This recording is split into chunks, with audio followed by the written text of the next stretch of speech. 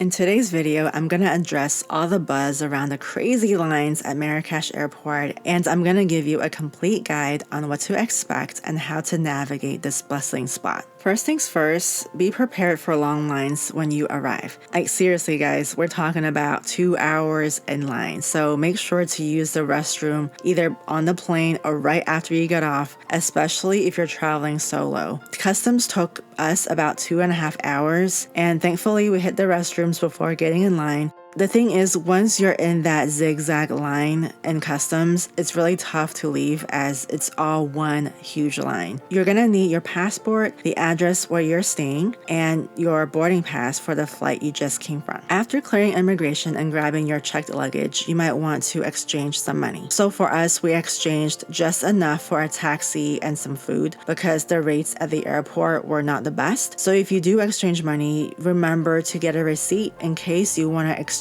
leftover dirhams back to your currency when you leave. Now, as far as getting a taxi, when you're outside of the airport, you have a couple of taxi options. Obviously, if you already booked a private driver, then look for that person. But as far as taxis, there are official taxis inside the airport parking lot. So the rate will depend on how many travelers and how many pieces of luggage. And of course, it's going to be a little more expensive than a normal taxi would be, right? What we were quoted was 160 dirhams with luggage. So it's up to you what you want to do. But for us, we just grabbed a taxi right outside the airport. But whatever you decide, just make sure that you agree on a price with the taxi driver before you get in the taxi. And also make sure you have exact change ready. As for departure at the airport, flight times can make a huge difference. Our flight was around 12:30 p.m. So it was around noon. So we arrived about 4 hours early to avoid the crazy lines.